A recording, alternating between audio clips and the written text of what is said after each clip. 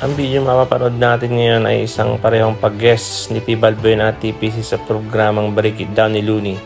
Sa unang video, mapapanood natin si Pio na tinanggap ang pagkakamali bilang isang reaksyon ng taong nasaktan.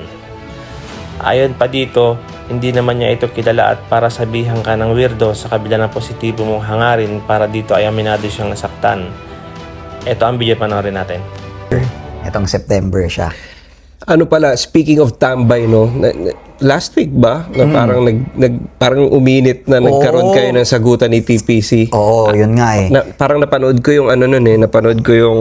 Alam mo, isa yun sa ano eh, isa yun sa isang maling reaksyon ng isang nasaktan. No? Nasaktan kasi sino ka ba? Hindi man kita kilala. Hindi ko siya napapanood. Kasi hindi siya dumadaan sa akin hanggang sa maraming nagtatag sa akin. Tapos, syempre, dahil hindi ko nga alam kung ano yung mga content niya, meaning hindi ko alam na ganun pala talaga yung mga contents niya.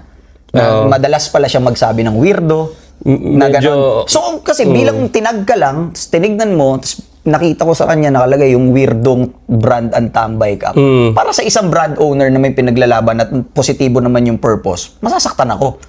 So, yung bunga nun, na, syempre, aminadong di naman ako, matalinong, edukadong tao, siyempre, bilang isang taga-maneho nun, alam mo yun, parang hindi mo pwedeng binangga ka.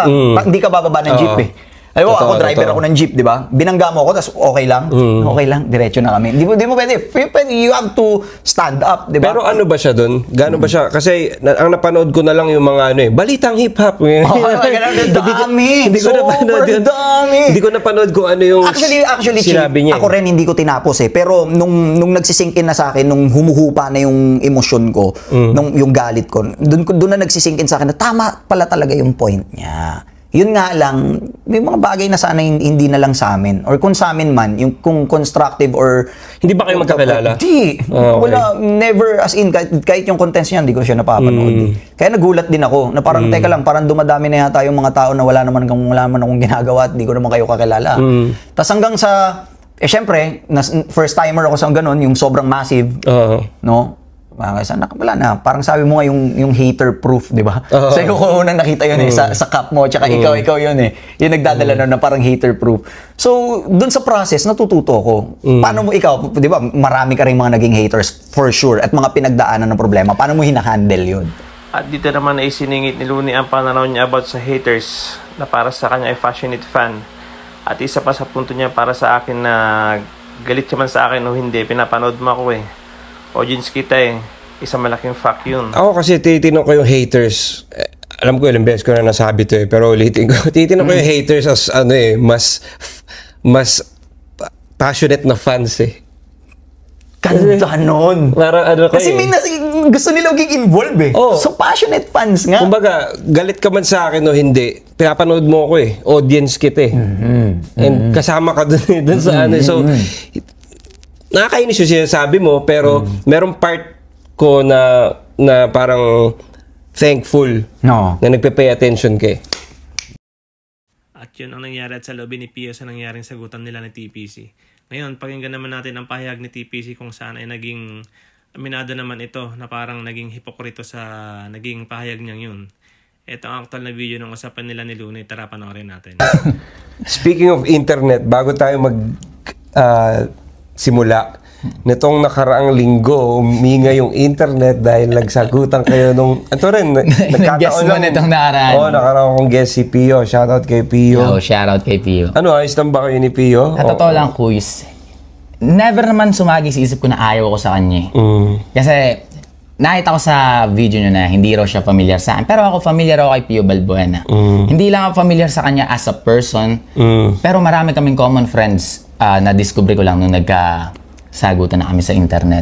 So, paano ba nagsimula yun? Ano mo nga? Kasi nakita ko na lang ito simula lang nun. Pero ito, papangunahan ko na. Kaya rin ako huminto na sa hindi na ako nagdagdag dun sa inat kahit pakaputukan. Kasi diba sabi na iba, cloud chasing na yung ganito na sinasagad ko engagement. Hindi, kahit pakainitan niya, huminto na ako at nag-move forward na ako. Kasi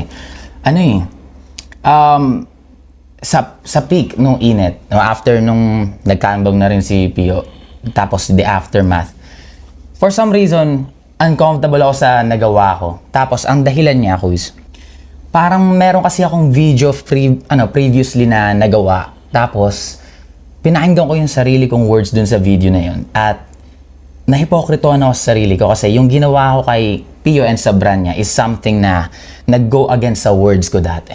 Kasi meron akong kin-criticize na influencer dati na, parang binash niya yung isang establishment, isang business. Okay. Tapos, malaking influencer to. Sabi ko doon sa video, pag influencer ka, pag may certain followers ka na, hindi ka na lang basta nagbibigay ng opinion, lalo na sa isang business. May power yung words mo na posibleng makasira na isang brand. Regardless kung totoo o hindi, o sa tingin nyo tama yung sinabi ko sa brand ni Pio. Nag-go against siya dun sa sinabi ko na may power yung words natin. Kumbaga, pwede mo pa sanang sabihin yan, makatulong yung constructive criticism mo in private. Totoo. Imbis na inilagay mo agad siya sa SOCMED na, alam mo yun, yung customer base niya, posible na maka-apekto yung opinion ko. So, yun lang, nahipokritohan lang ako sa sarili ko. Kaya hindi na ako dumagdag sa init na yun. So, ayun mga tropa, ang pahayagat sa lobby ng dalawa sa usaping ito. Maaari may puntong bawat isa sa kanila kung ano man ang kanya-kanyang paniniwala. Kayo mga tropa, ano sa palagay nyo? Comment down below na mapag-usapan natin. One love, peace, I'm out.